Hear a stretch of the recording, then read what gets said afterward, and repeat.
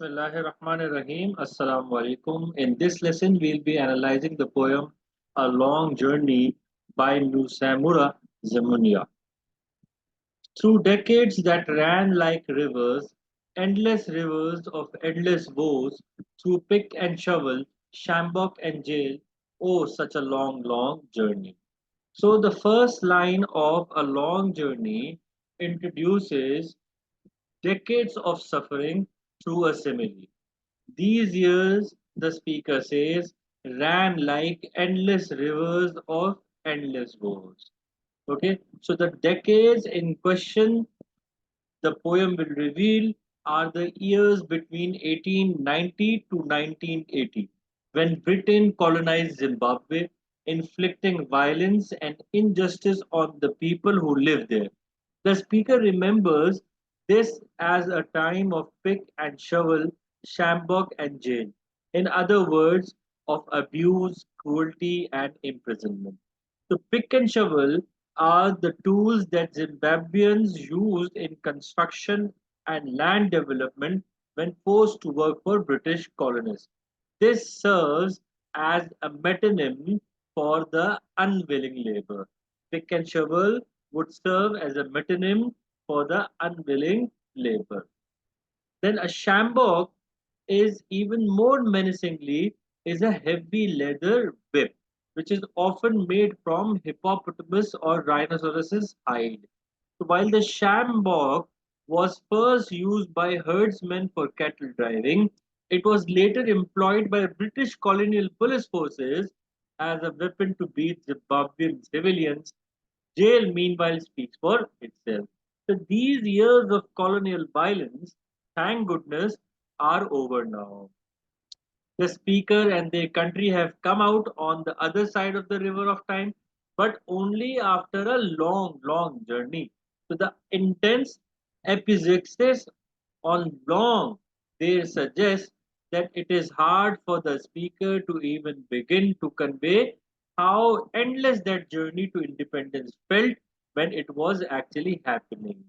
I've mentioned over here that epizixis is a figure of speech in which a word or phrase is repeated in immediate succession without no intervening words, like long, long journey.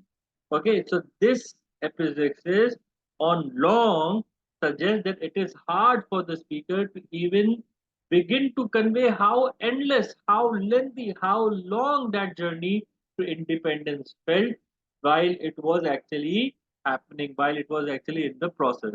This will be a story of post colonial struggle, one describing what Zimbabwe has gained and lost. Okay. When the motor car came, the sledge and the ox cart began to die. But for a while, the bicycle made in Britain was the dream of every village boy. The speaker now thinks back to the early years of British colonialism in Zimbabwe. It was a time of violence, they recall, but also a time of modernization that brought new technologies to rural villages. One such technology was the motor car. So when cars arrived, the speaker remembers they quickly began to replace traditional agricultural vehicles like the sledge and the ox cart. Both these rural tools became obsolete once newer, more efficient technology was introduced. But that wasn't the case with only the ox cart or the sledge. According to the speaker, it was true or the same or similar for many things. So, as modernity encroached upon the village, long standing traditional ways of life were destroyed and replaced. That might sound purely tragic, but there is something playful and exciting going on here too. Alongside the car, the colonizers brought the bicycle made in Britain, a toy that every village boy craved for. So, new technology here feels alluring as well as invasive, or at least for a while it is feeling alluring. So eventually, the speaker hints those bicycles won't seem so exotic and exciting to the village boys. they will become familiar, just another part of the change landscape. So the bicycle and car has symbolized a change in values and beliefs. So colonial industrialization causes a loss of traditional Zimbabwean identity. With the arrival of the bus, the city was brought into the village and we began to yearn for the place behind the horizon. So, as Zimbabwe's villages modernized, the speaker remembers the world of the city got linked up to the world of the village. Like the motor car and the British bicycles in the previous stanza, the arrival of the bus in this ninth line marks another transformation in the villages and the speaker's history. The bus, even more significantly, connects rural and urban spaces, not only making it possible for the villagers to physically travel to the city, but symbolizing modernity further encroaching into traditional life. So, two different parts of the country and two different lifestyles begin to merge into one as industrialization continues. The bus and the connection it creates also allows those in the village to yearn for the place behind the horizons, that is, to long for a world beyond the one their ancestors knew. Now that the speaker and their fellow villagers have not only seen products from the modern world but also have the means to travel to that other world, their aspirations and desires begin to change, just like the scenario of this nation, this country, and this city. Many people who come to this city towards modernization, leaving their village life back. So, this affects their village life in some manner.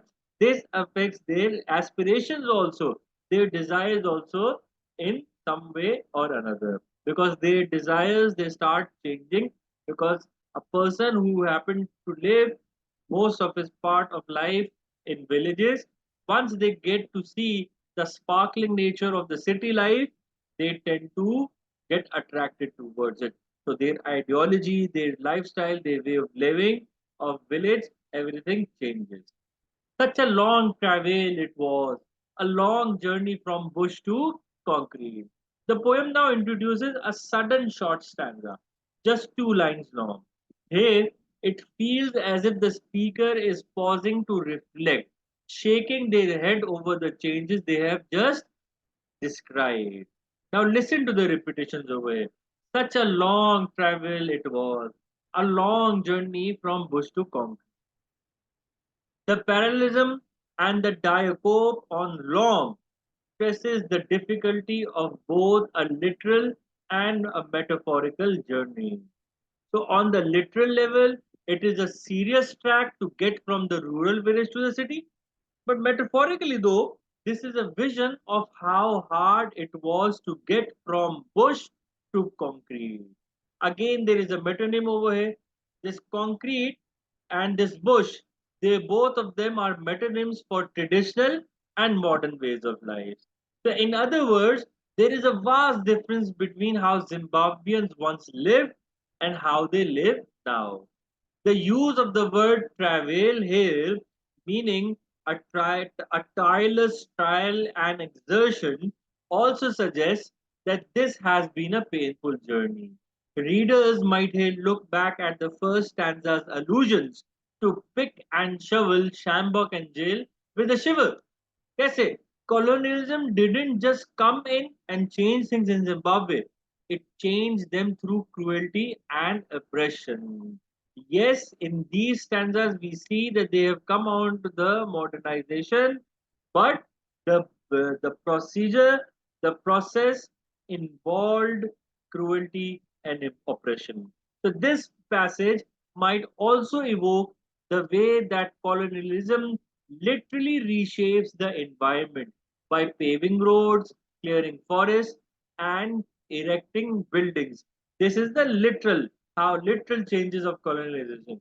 The industrialization of Zimbabwe under British colonial rule didn't just change people, it changed the landscape as well.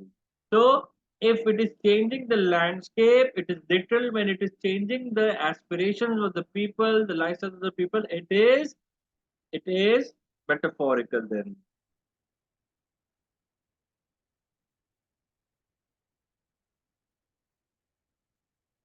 Okay. And now I am haunted by the cave dwelling hidden behind 1890, threatening my newfound luxury in this capital city of my mother country. Now, in these lines, the speaker shifts from reminiscing about the past to describing their current fears and anxieties. These days, the speaker says, they live in newfound luxury in the capital city of their mother country. That is, they have decisively left rural life behind and moved to Harare, which is the capital of Zimbabwe. So the phrase my mother country emphasizes the speaker's deep connection to their homeland. But beneath this glamorous modern new life, they still feel haunted by the past. I am haunted by the cave dwelling, yani कि that is the past. They feel the presence of the ancient cave dwelling, a way of life even more rustic than the one they once knew, hidden way back behind 1890. So, in other words, they still feel the ghostly presence of a way of Zimbabwean life dating back to before 1890 when the British first colonized Zimbabwe. The line implies that the speaker feels disconnected from and even disconnected from and even a little frightened of the pre-colonial past and that they cannot escape it. The memory of a time they never saw threatens the stability and comfort of the speaker's present day newfound luxury. The past doesn't vanish so easily. These lines suggest the speaker here feels the continuing presence of a kind of life they themselves never led, the most ancient ways of the ways. Okay, so the past doesn't vanish so easily for them, these lines suggest. And the speaker feels the continuing presence of a kind of life that they have never led, but their ancestors used to live that type of life. Okay, so in this modern days, that the presence of that idea of that way of life in the past is still haunting him in a way. So while a long journey doesn't use much rhyme, Zimunya does incorporate some slant rhyme in this passage. Though there are no true end rhymes in the poem, the sounds of 90, luxury, and country in lines 15 till 70 do create a slight rhyme. This continuation of similar but not identical sounds in this section perhaps nods to the idea. It nods, accepts to the idea of the past persisting. Sound fragments from the year 1890 become embedded in the word country itself just a couple of lines later. Okay, यानी कि the sounds which are in 90 and luxury, they become embedded in the country. Okay, so the continuation of similar sounds in this section, what is it doing? It is connecting the idea. It is revealing the idea of the past persistence. Okay, na? And how that persistence has carried on from 1890 to till now. Okay, na? So that's it. Okay. I fight in nightmarish vein, but my road runs and turns into dusty gravel, into overbeaten foot tracks that lead to a plastic hut and soon to a mud grass dwelling threatened by wind and rain and cold. Okay, so these lines deepen the speaker's picture of ancestral Zimbabwean memory. Haunted by Zimbabwe's long ago pre colonial past, the speaker feels as if they are in a nightmare, struggling to escape visions of what once was. Okay, na? So, trying to or struggling to escape the visions of the past or pre colonial past. So, no matter how they try to escape, they say that they feel their road turning into dusty gravel, then into overbeaten foot tracks, carrying them to a plastic hut and soon to a mud grass dwelling. So, this image of metaphorically journeying deeper and deeper into the past, moving from gravel paths, yani ke modern times, to back to the pre-colonial past, yani ke to mud ones, plastic huts to mud ones, yani ke suggest that whether they like it or not, the speaker feels a deep, involuntary connection to what Zimbabwe once was long before the British came. So these aren't sentimental memories. The speaker feels keenly aware that the long ago mud grass dwellings were perpetually threatened by wind and rain and cold in their life of newfound luxury in the city. That part of the pre-colonial past doesn't sound so great. Yani ke, if we are going to look at it in this manner, that those mud grass dwellings, they were actually threatened by wind and rain and cold, and then we are going to compare that housing with today's newfound luxury in the city. In this today's newfound luxury in the city, the past or this pre-colonial past of the mud grass dwelling, it doesn't sound so great. When it doesn't sound so great, this gives us a hint that it is not completely something sentimental that he's talking about. But these memories also bring a sense of continuity and connection, linking the speaker to a world that their whole country has made a long, long journey away from. So the speaker's modern present is in continuous tension with the past. Yani ke, even though they have come on into their modern way of living, luxurious style of living, somehow that old way of living they cannot escape that type of living. या फिर that old type of living keeps on haunting them, coming in their memories, keeps on haunting them. They're not. It is not becoming easy for them to escape that kind of living.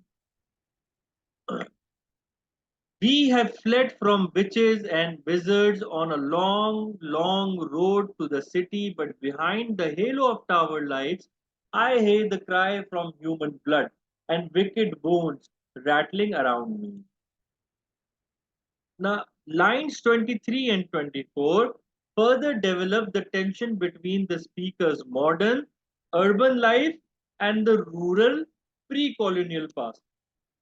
The speaker says, that they and their country people have fled from witches and wizards, that is, from traditional beliefs. They have fled from traditional beliefs. The long, long road to the city has carried them away from magic. Once again, the long, long road here is part of the poem's principal extended metaphor. और वो क्या है the long journey of Zimbabwe from pre colonial past to their modern time. So it is not only the literal dirt paths and paved roads that make up the route from the village to the city, but the long time the speaker and Zimbabwe as a whole have spent trying to separate themselves from their past. Okay, so this long, long road to city is serving also as an extended metaphor for for the route for the route in which या फिर for the long time the speaker and the other Zimbabweans as a whole have spent trying to separate themselves from their past. But it is very clear until now that it is not difficult, it is not easy for them to be completely away and distant and separate from their past. That past again and again comes to them and haunts them. So the speaker's image of escaping from witches and wizards on the way to the city suggests that attaining the comforts of modern life in the city has come at a cost. Zimbabwe has lost not just a physical but a spiritual way of life as well. So, looking back at those ancient beliefs, the speaker seems as uncertain as they were about the mud grass dwelling threatened by the wind and rain and cold. The same kind of uncertainty which the speaker feels now after losing the spiritual way of life, that is of the magic and the wizards, of the witches and the wizards, that same kind of uncertainty was also found when he was thinking about or haunted by the mud grass dwelling, which was threatened by wind, rain, and cold. So the witches and wizards, they seem to scare them. They want to flee from these, they want to run away from these ancestral figures. But again, they cannot really run away.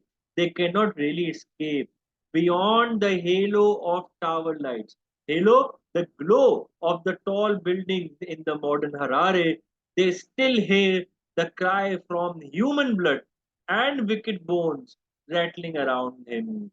Obviously, these are the things which are required for witches and magic. These images might be seen as echoes of the ancient religious rituals those witches and wizards practice with bone rattles and blood sacrifices. However, these gory and bloody images might also allude to the Zimbabweans brutalized by the British, their wounded bodies calling out for revenge, or just for acknowledgement of the suffering that went into the construction of the city's newfound luxury. So this might not only suggest their past beliefs, their way of style, or their style of living, their ideologies for witches and wizards and the magic which requires bones and the human blood and sacrifices. It is also alluding that how brutally they were executed, how cruelly they were oppressed, okay, na, by the British uh, in the procedure of getting modernized. So the past, in other words, surrounds the speaker no matter what, and it calls out to them like a ghost. In the past two stanzas, readers might observe the poem's theme seemed to have reversed. In stanzas 1 till 4, modernity, colonialism, and industrialization encroach on the world of the village. But in stanzas 5 and 6, images and figures associated with the past encroach upon the modern city. पहले modernization, colonization, and industrialization was encroaching on the village life. Now the images related to the village, past village life, now it is encroaching upon the modern city, threatening to enter and transform the ideology of the modern city. We moved into the lights, but from the dark periphery behind, an almighty hand reaches for our shirts. So the final stanza escalates the tension between the modern present and the pre colonial past. We moved into the lights, the speaker says, suggesting that Zimbabwe has moved further into the embrace of modernity and urban life. The lights here symbolize the comforts and new beliefs of the post-colonial world. तो क्या बोला इसने? We moved into the lights, but from the dark periphery. तो इधर क्या बोल रहे हैं?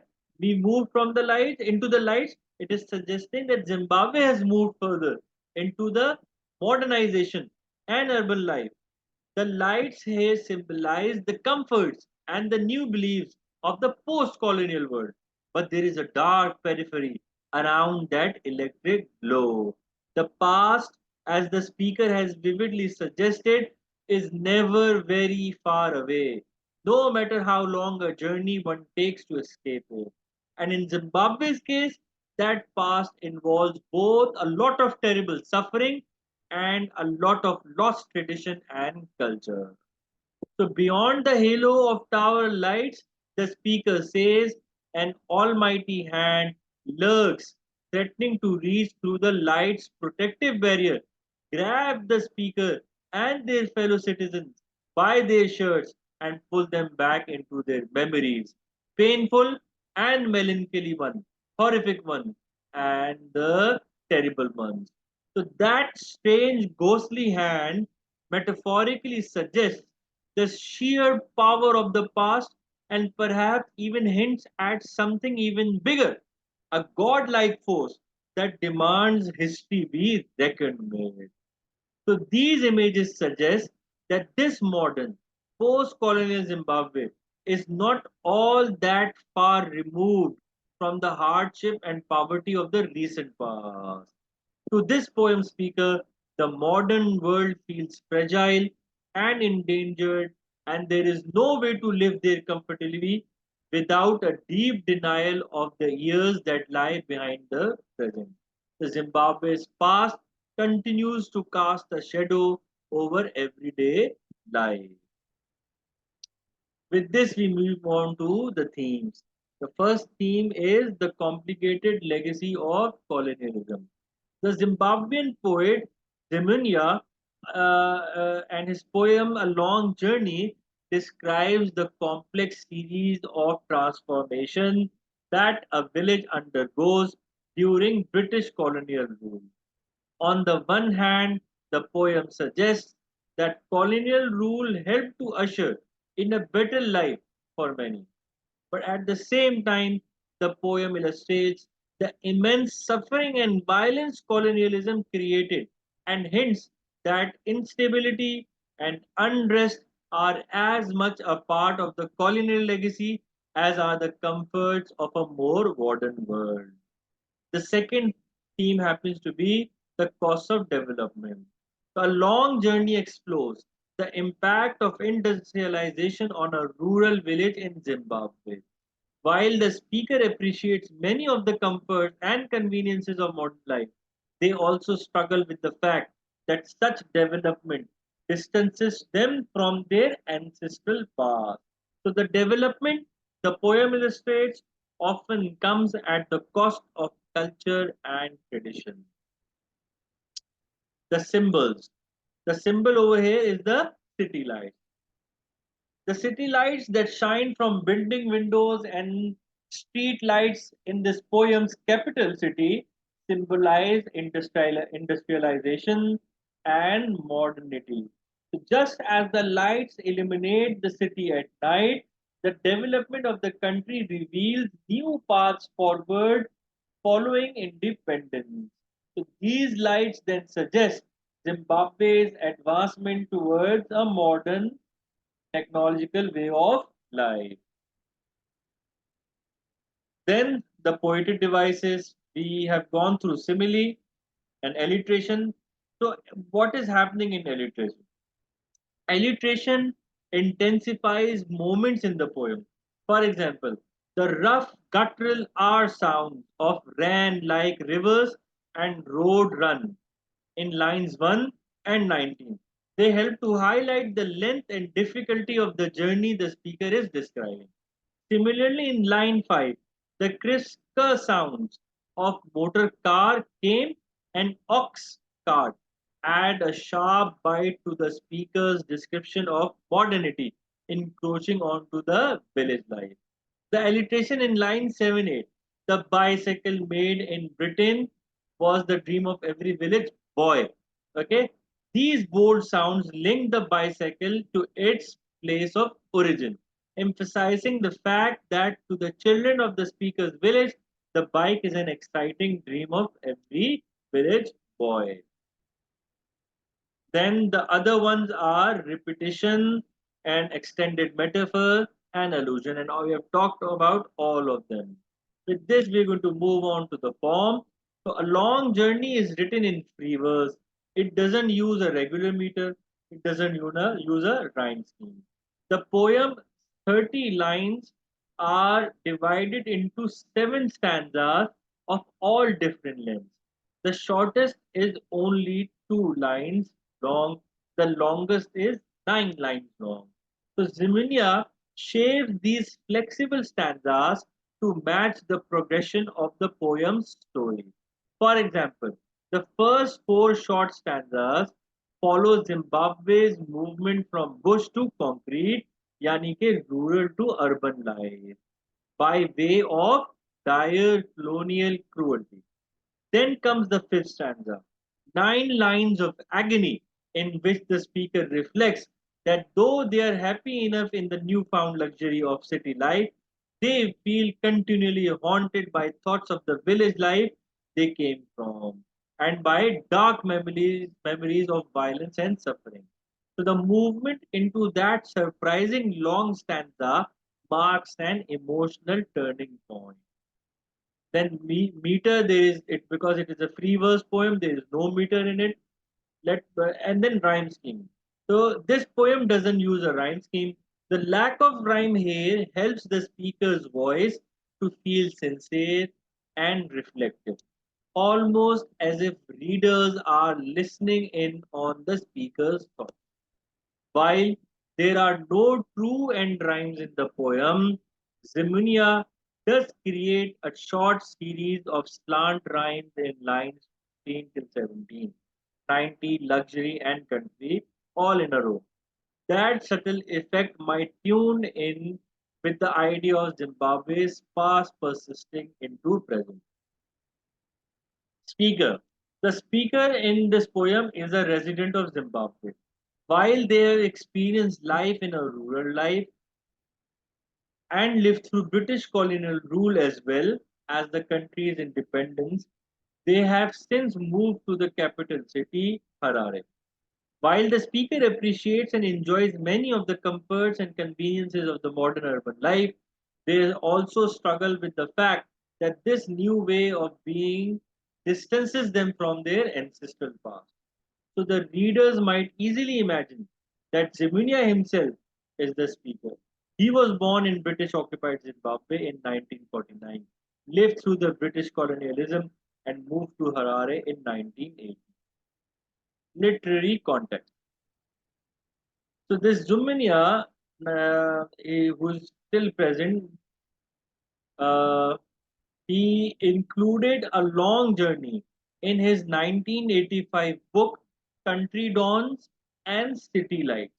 So the poem in the collection examines ideas of home, rural versus urban landscapes, and the contrast between traditional and modern society.